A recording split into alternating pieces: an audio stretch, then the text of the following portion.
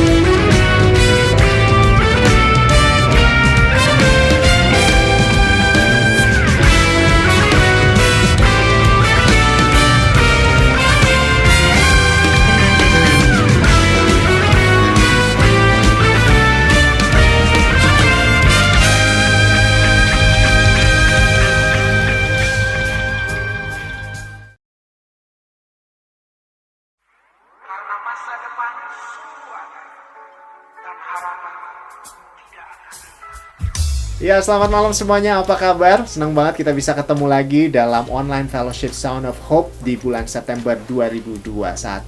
Ya, kita udah lewatin 1 bulan dan akhirnya kita bisa ada di bulan September ini semua karena anugerah Tuhan yang gak ada berhentinya dalam kehidupan kita semua, ya kan teman-teman? Nah, sebelum saya ajak teman-teman semuanya untuk sama-sama kita menaikkan ucapan syukur kita, menaikkan pujian dan penyembahan kita, ada beberapa pengumuman penting berikut ini. Nah, pengumuman yang pertama nih teman-teman, next fellowship kita akan diadakan pada bulan Oktober tanggal 25 tahun 2021, hari Senin, itu pasti hari Senin ya. Nah, itu jam 7 malam atau pukul 19 waktu Indonesia Barat. Jangan sampai telat nontonnya di YouTube channelnya kita. Pengumuman selanjutnya nih teman-teman mengenai persembahan ya. Jadi kita nih tidak membeli dengan menjalankan kantong-kantong persembahan dari offline. Sebelumnya juga kita nggak pernah seperti itu. Tapi buat teman-teman yang ingin menabur, teman-teman bisa memberi melalui rekening berikut ini, ya. Nah, jadi dalam 2 Korintus 9 ayat 7 berkata bahwa hendaklah masing-masing orang memberi menurut kerelaan hatinya, bukan dengan sedih hati, bukan dengan paksaan, karena Allah mengasihi orang yang memberi dengan sukacita. Apa? Sukacita. Nah, kita percaya banget bahwa kita tuh memberi bukan untuk minta diberkati, bukan banget. Kita memberi justru karena kita sudah diberkati. Amin. Itu dia. Nah, ada info-info menarik juga yang akan kita kasih ke teman-teman semua, tentunya di sosial media kita. Nah, teman-teman bisa follow di Instagram kita di akun @soundofhopeInd. Nah, sudah follow belum? Ya udah, follow sekarang ya. Nah, sesudah fellowship ini biasanya kita lanjut nih teman-teman, kita fellowship di Zoom. Nah, jadi di Zoom ini teman-teman bisa juga berbagi sama kita, teman-teman bisa sharing, bisa saling menguatkan. Percaya banget deh bahwa dengan kesaksiannya teman-teman juga bisa menguatkan setiap kita atau siapapun yang mendengarkannya. Atau sebatas share, itu kita juga bisa saling menguatkan satu dengan yang lainnya. Nah, untuk link Zoom itu ada di biografi Instagramnya kita. Habis ini ya, habis kebaktian, teman-teman bisa join. Nah, demikianlah tadi beberapa pengumuman penting buat teman-teman semua. Dan teman-teman, Mazmur 100 ayat 2 berkata demikian. Beribadahlah kepada Tuhan dengan sukacita dan datanglah di hadapannya dengan sorak-sorai. Nah, teman-teman semuanya udah siap untuk memuji Tuhan? Sudah siap mengekspresikan worship kita di hadapan Tuhan? Tanpa lama-lama lagi, let's worship!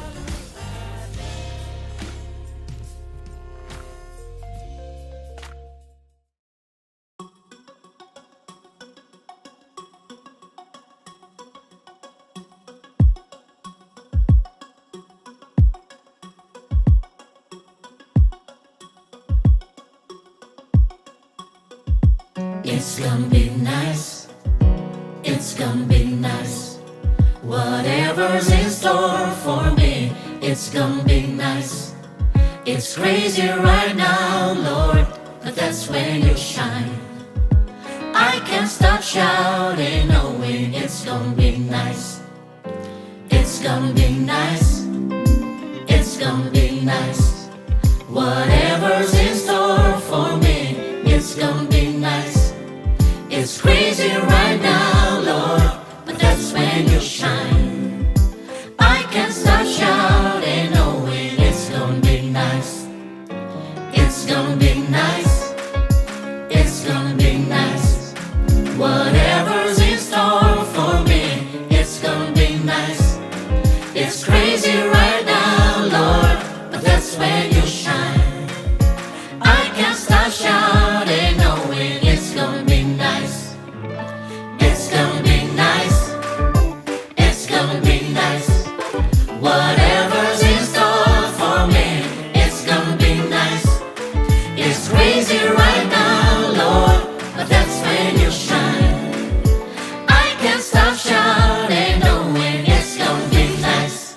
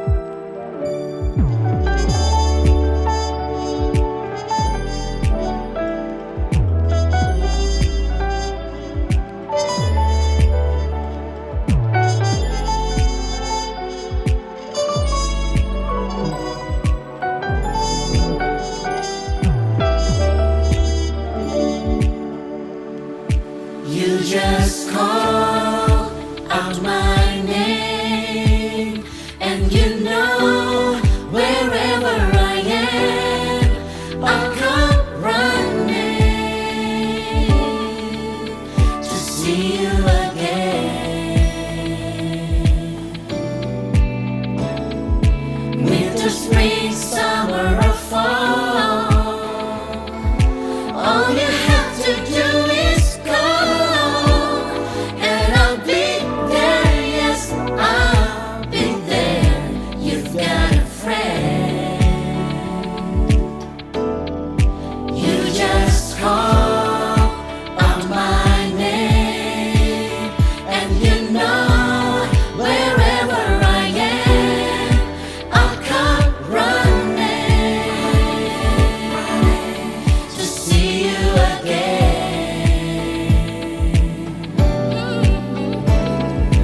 Winter, spring, summer, or fall. All you have to do is call, and I'll be there. Yes, I'll be there.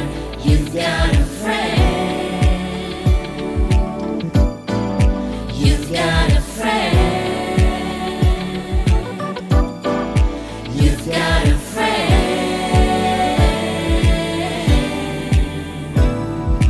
It's gonna be nice. It's gonna be nice. Whatever's in store for me, it's gonna be nice. It's crazy right now, Lord, but that's when you shine. I can't stop shouting, knowing it's gonna be nice. When Jesus says, nobody can say no. When Jesus says, nobody can say no. When Jesus says, nobody can say no. When Jesus says, nobody can say no. When Jesus says, nobody can say no. When Jesus says, nobody can say no. When Jesus says, nobody can say no. When Jesus says, nobody can say no. When Jesus says, nobody can say no. When Jesus says, nobody can say no. When Jesus says, nobody can say no. When Jesus says, nobody can say no. When Jesus says, nobody can say no. When Jesus says, nobody can say no. Can't say no. Can't say no. Can't say no.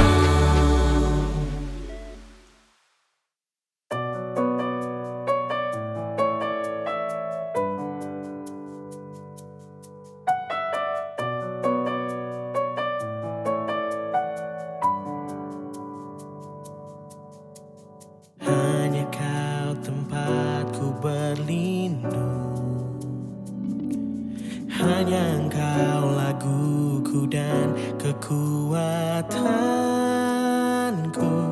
Izinkanlah ku datang menyembah, membawa syukurku.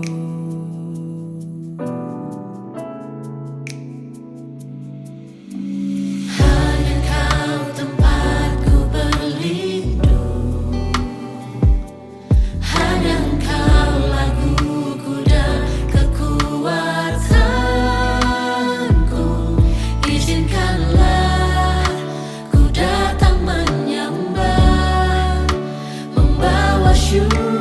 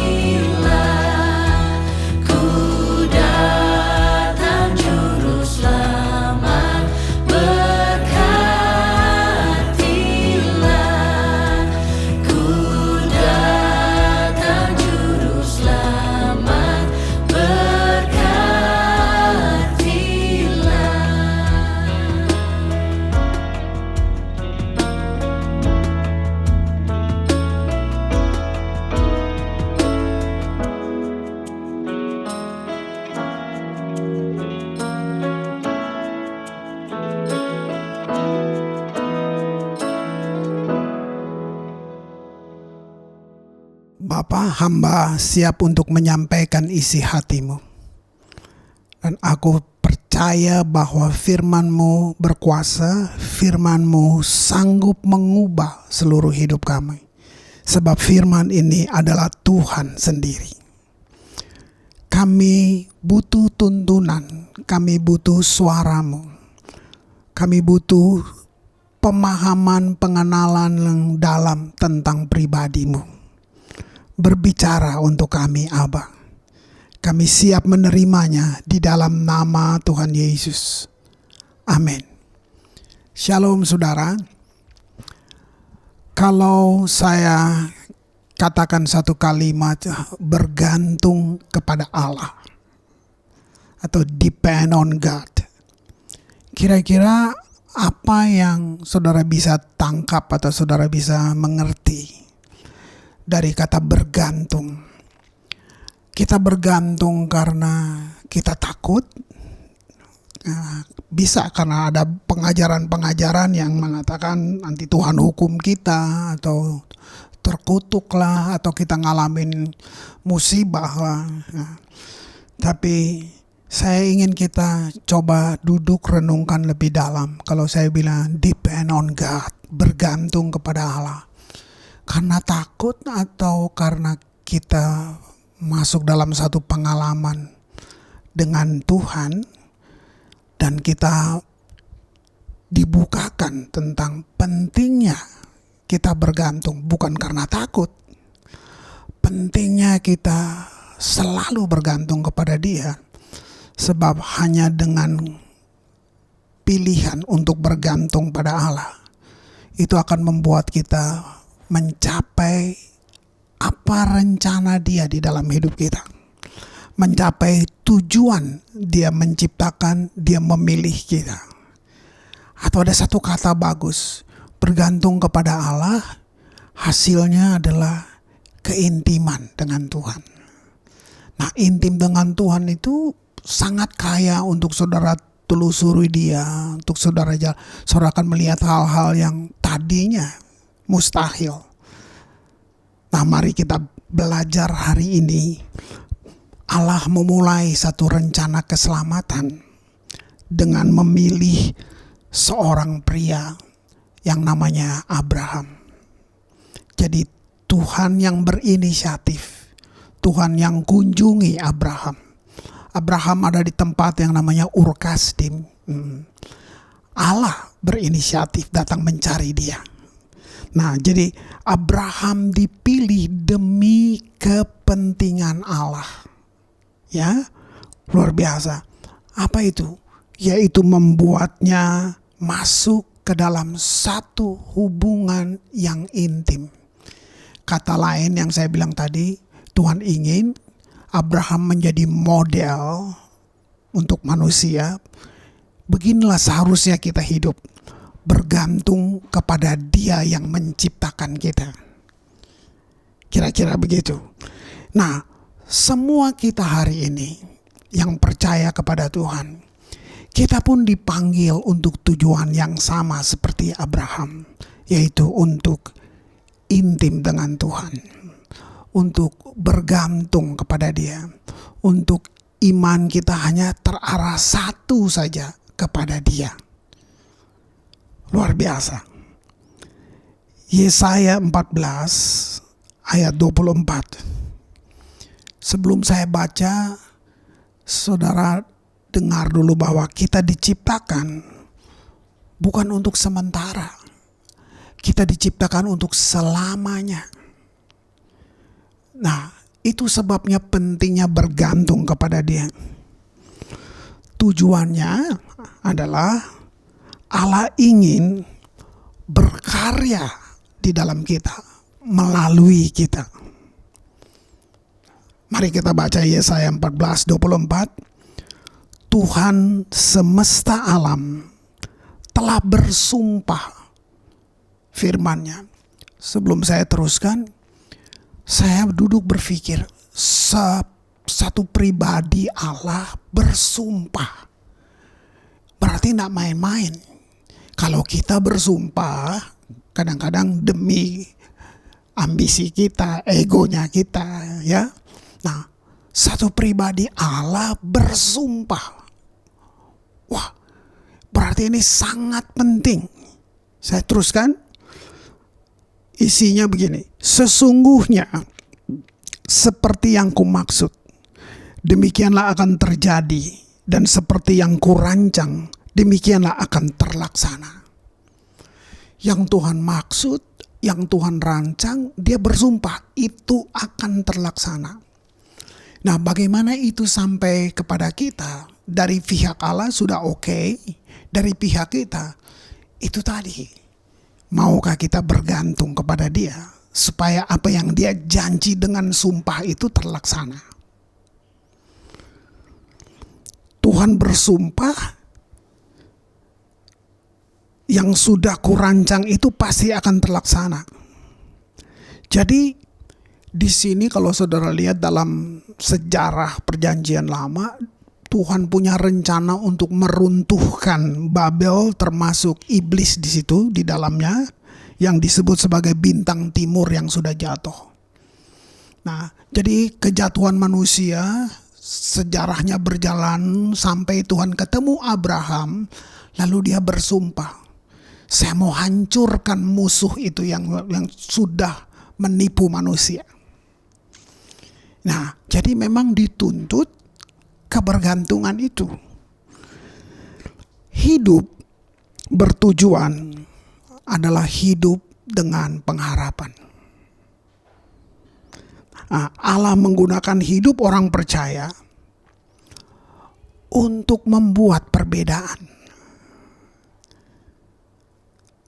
Maukah saudara masuk di dalam rencana ini?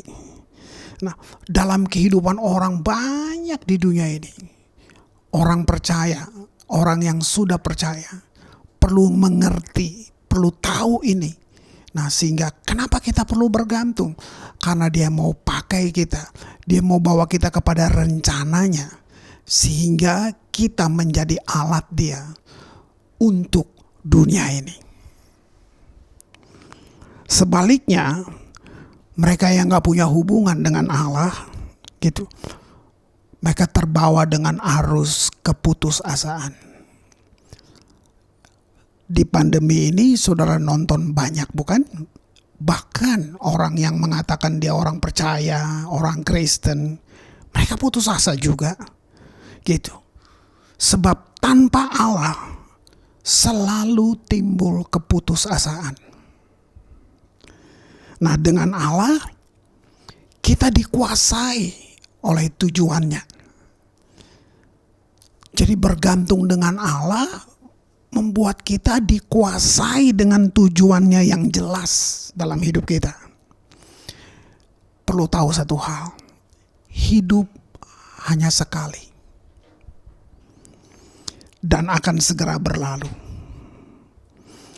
Dan hanya yang diperbuat bersama Allah yang akan langgeng, yang akan bertahan sampai dalam kekekalan.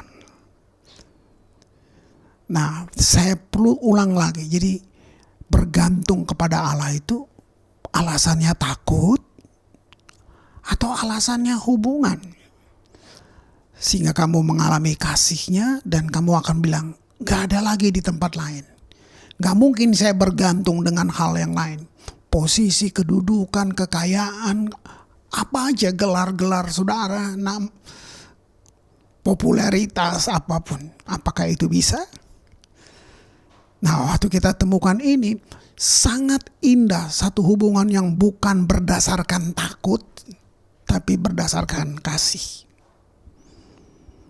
Sebab itu, mari kita jalani kehidupan yang baik, serta penuh arti, bukan hanya baik, tapi penuh arti. Nah, caranya cuma bersedia untuk mentaati Allah. Nah, definisi ulang semua prioritas saudara. Yang kita bilang visi, yang kita bilang semuanya, kita definisi ulang gitu. Lalu kita fokus pada satu kepastian gitu. Apakah semua itu dimotivasi oleh kasih atau oleh sekedar ambisi, sekedar ingin, misal saudara ingin kaya, ingin berhasil, nggak ada yang salah. Motivasinya yang menentukan itu salah atau benar. 2 Korintus 5 ayat 14 dan 15 saya bacakan. Sebab kasih Kristus yang menguasai kami. Mengandalkan Tuhan bukan dimotivasi oleh takut, ya. Tunduk kepada Allah bukan karena takut, tapi karena kasih. Sebab kasih Kristus menguasai kami, karena kami telah mengerti. Ini penting. Telah mengerti. Sehingga kalau saudara terima pengajaran apapun, itu harus buat kita mengerti. Kalau cuman kita takut, bahaya. Kami telah mengerti bahwa jika satu orang sudah mati untuk semua orang, maka mereka semua sudah mati. Dan Kristus telah mati untuk semua orang, supaya mereka yang hidup tidak lagi hidup untuk dirinya sendiri, tetapi untuk Dia yang telah mati dan telah dibangkitkan untuk mereka. Jadi semua pelayanan kita, semua pekerjaan kita, karir kita, itu cuma untuk Dia. Bukan Dia butuh biaya atau Dia butuh uang kita, bukan. Untuk Dia tuh supaya orang bisa lihat Tuhan lewat apa yang kita hidupi, lewat karya-karya kita. Tidak ada saat yang lebih menentukan dalam hidup seseorang ketimbang kita dijumpai oleh Allah. Yohanes 10 ayat yang ketiga dan 4. Untuk Dia penjaga membuka pintu dan domba-domba mendengar suaranya. Dan Ia memanggil domba-dombanya masing-masing menurut namanya dan menuntunnya keluar. Saya berhenti di ayat 3 dulu. Tuhan enggak borongan kenal manusia itu. Dia sangat kenal pribadi. Di sini Yohanes mengatakan Dia memanggil setiap domba dengan namanya. Nah, betapa indah kalau kita bergantung. Berarti kamu bisa bayangkan setiap saat Tuhan panggil kamu karena Dia kenal namamu. Apa aja yang Dia inginkan, Dia tahu, wah yang ini oleh si ini, tugas ini oleh si ini, karya ini oleh si ini. Dia tahu nama setiap kita. Saya lanjutkan ayat 4. Jika semua dombanya telah dibawa keluar, Ia berjalan di depan mereka. Dan domba-domba itu mengikuti Dia karena mereka mengenal suaranya. Saya suka ayat ini sedang bilang ini. Sebagai Tuhan yang Dia mengidentifikasikan dirinya sebagai gembala. Dia bilang ini. Dia berjalan di depan domba-dombanya. Arti yang lebih dalam kira-kira begini. Tuhan yang saudara percayai, Tuhan yang kepadanya saudara mau andalkan Dia. Dia bukan Tuhan yang duduk menonton, tapi Dia Tuhan yang turun di arena hidup kita. Bahkan Dia berjalan di depan kita. Satu perjalanan yang dicari Allah dari seseorang, ya. Untuk apa, saudara?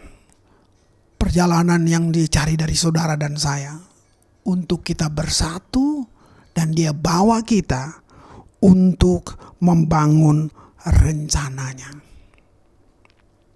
Nah, sebab itu bergantung dengan Tuhan itu akan melahirkan satu sifat ilahi, lalu satu lagi kualitas iman. Karena imanlah yang akan melahirkan apa yang tidak kita lihat. Nah, kalau kita tidak punya itu, tidak punya kebergantungan Ada satu kisah di Alkitab tentang orang yang tidak punya kebergantungan, padahal Tuhan pilih dia. Jadi ini soal kehendak bebas. Saudara dipilih Tuhan, tapi saudara bisa juga memilih untuk, saya nggak mau. Saya punya ide sendiri, saya mau jalan sendiri. Ada contoh di Alkitab seperti itu. Dalam 1 Samuel 13 ayat 14, ya. Ini kisah tentang Raja Saul yang kemudian diganti oleh Daud. Bukan Tuhan merencanakan satu kudeta, bukan. Tapi saya bacakan, saudara bisa tangkap. Inilah karakternya. 1 Samuel 13:14. Tetapi sekarang kerajaanmu tidak akan tetap. Tuhan telah memilih seseorang yang berkenan di hatinya. Dan Tuhan telah menunjuk dia menjadi raja atas umatnya. Lihat alasannya, karena engkau tidak mengikuti apa yang diperintahkan Tuhan kepadamu. Bergesernya Saul bukan karena Tuhan benci, tapi konsekuensi dari seseorang yang tidak mengikuti, yang tidak mau bergantung. Tuhan mau kasih hal yang bukan hanya besar tapi mulia, tapi saudara gak mau bergantung.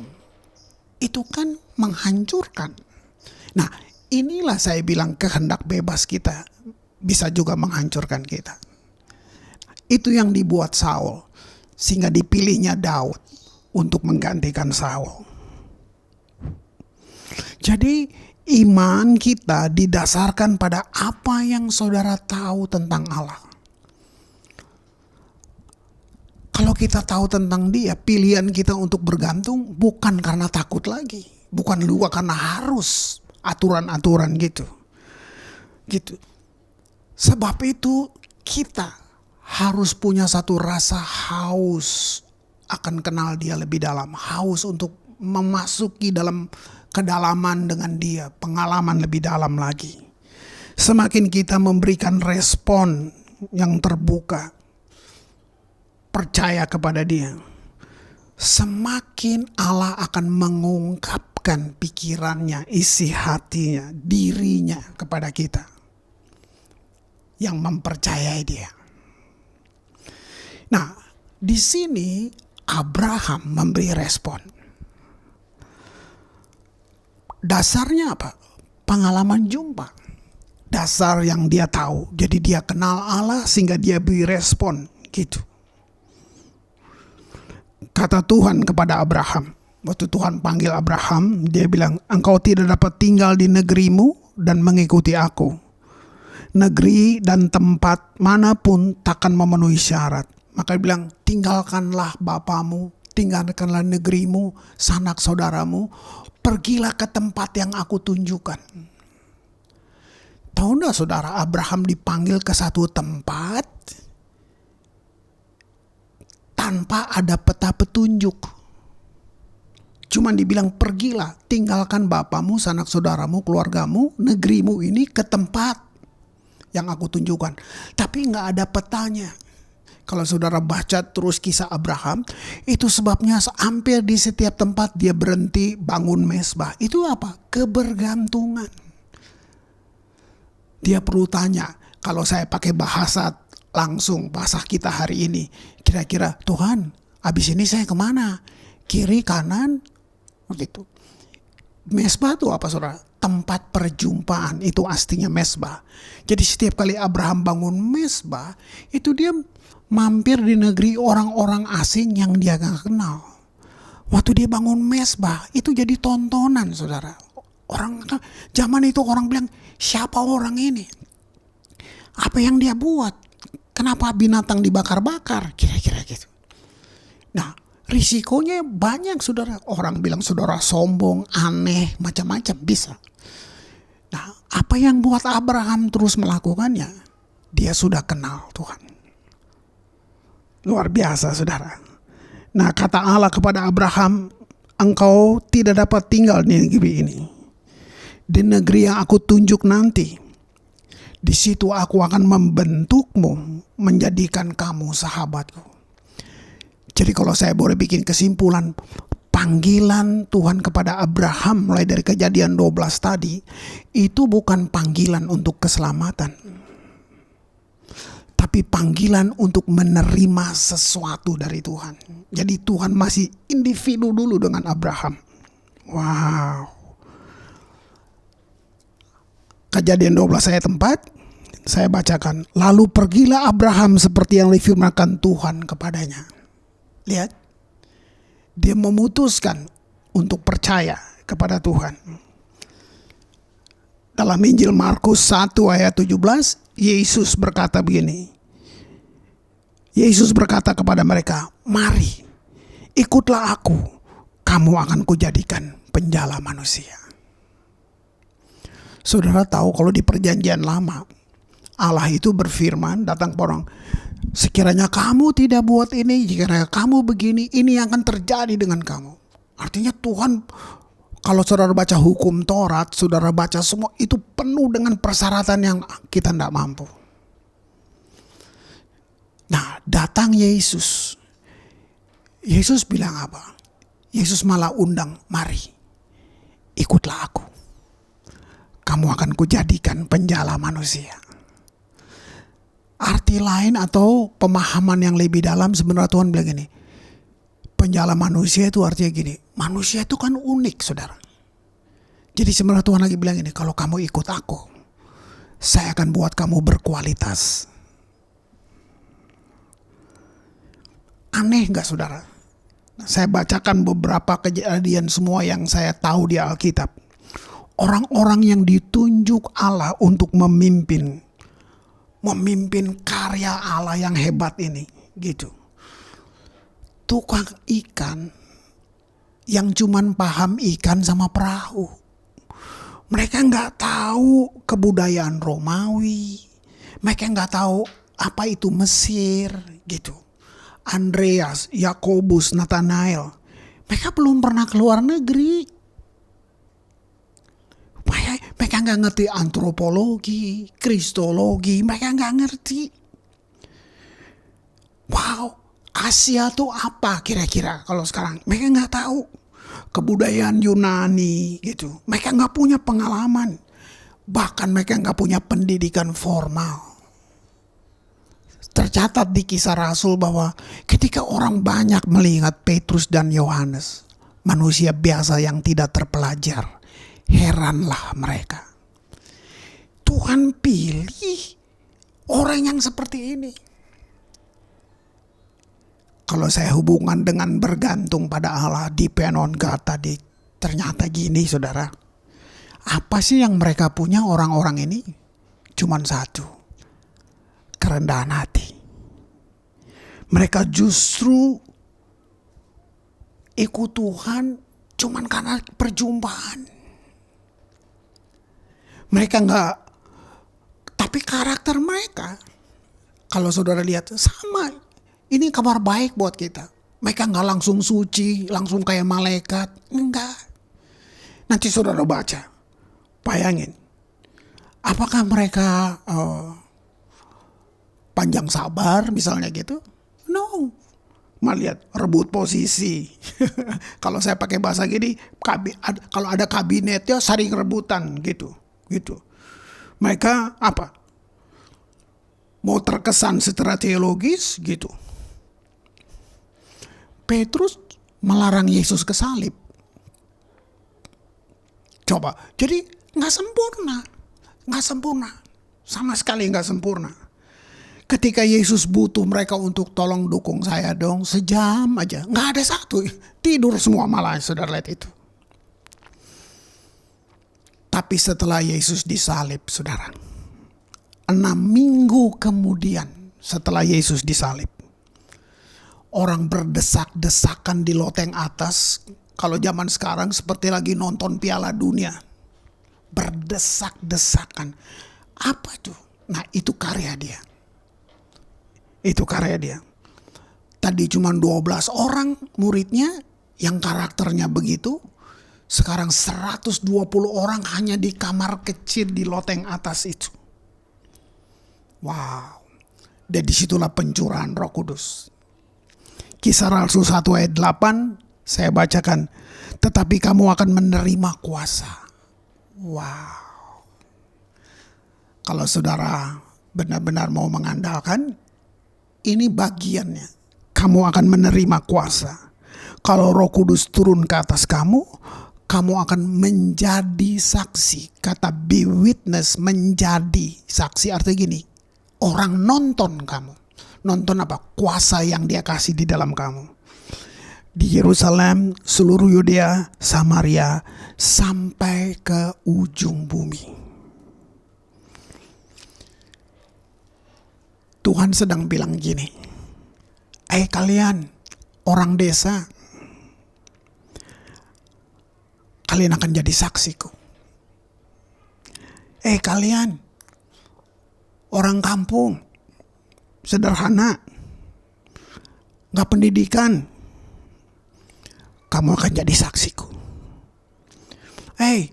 Kalian yang teriak-teriak di kapal takut mati, gak yakin sama saya, ya. Kalian yang berdebat dalam perjamuan terakhir dengan aku,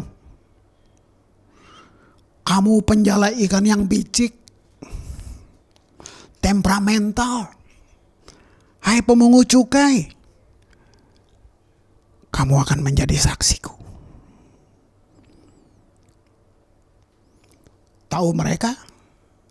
Mereka semua pelopor kegerakan seperti air bah yang menyembur ke seluruh pelosok dunia.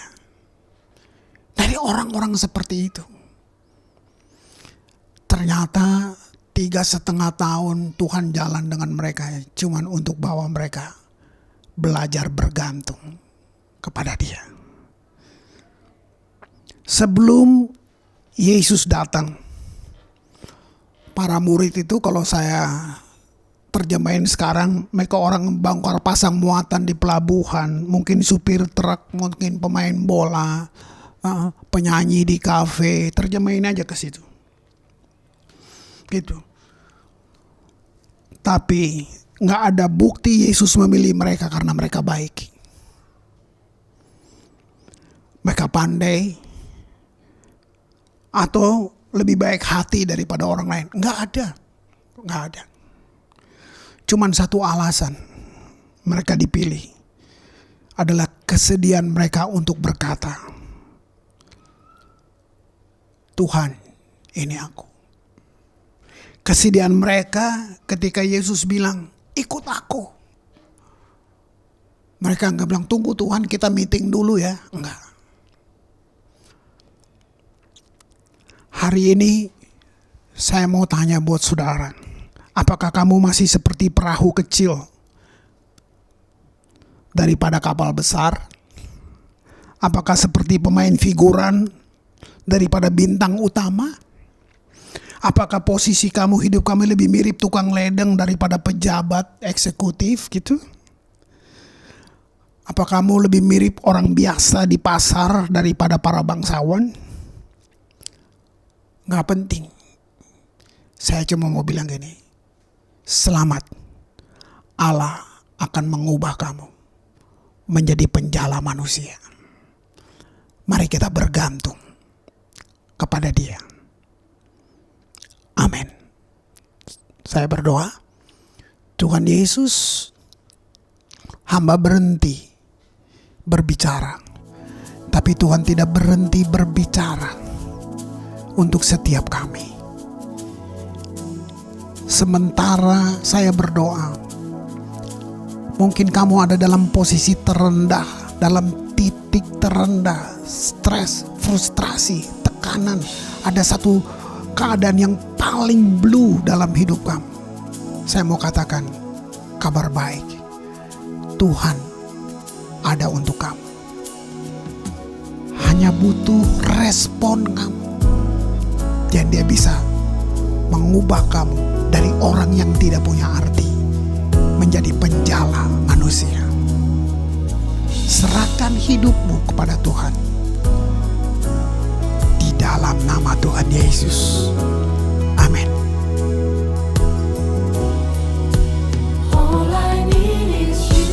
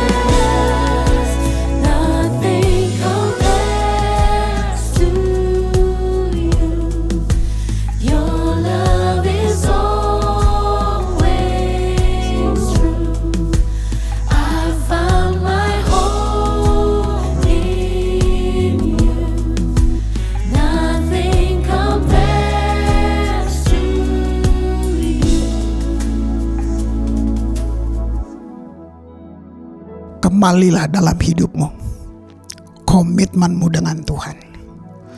Ketahui satu hal, Tuhan itu baik.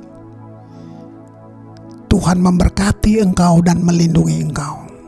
Tuhan menyinari engkau dengan wajah-Nya dan memberi engkau kasih karunia. Tuhan menghadapkan wajah-Nya kepadamu dan memberi engkau damai sejahtera yang melampaui segala akal. Kasih, anugerah, limpah rahmat dari Tuhan kita Yesus Kristus, persekutuan yang indah dengan Roh Kudus mengawali setiap langkahmu, keluar masukmu, mulai hari ini sampai kekal selama-lamanya. Amin. There wasn't a day that you were by my side. There wasn't a day that you let me fall. In all of my life, your love has been true. In all of my life, I will worship you. There wasn't a day that you were by my side. There wasn't a day that you let me fall. In all of my life, your love has been true. In all of my life, I will worship you.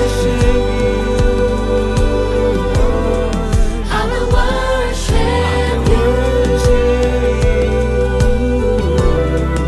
I will worship you. I will worship you. I will worship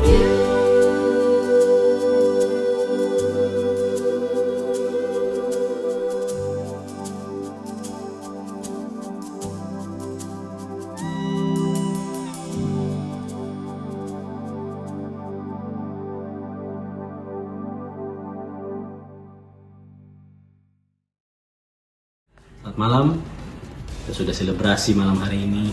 Kita worship sama-sama, kita merayakan kebaikan Tuhan sepanjang bulan ini. Dan saya percaya bahwa apa yang kita lakukan malam hari ini menjadi bukti bahwa penyertaan Tuhan itu sampai hari ini tidak ada henti-hentinya dalam hidup kita. Firman Tuhan bilang bergantung hidup sama Tuhan. Waktu kita bergantung hidup sama Tuhan, saya percaya apa yang ada dalam Tuhan itu ada dalam kita. Tuhan tinggal dalam kita dan semua yang baik, semua yang benar, apapun itu ada di dalam kita. Terima kasih, kita akan lanjut di Zoom, ada di deskripsi YouTube Sound of Hope. Sampai bertemu lagi di ibadah Sound of Hope bulan depan, tanggal 25 Oktober 2021. Selamat malam, Tuhan Yesus berkati. Bukan ku berkata semua telah selesai.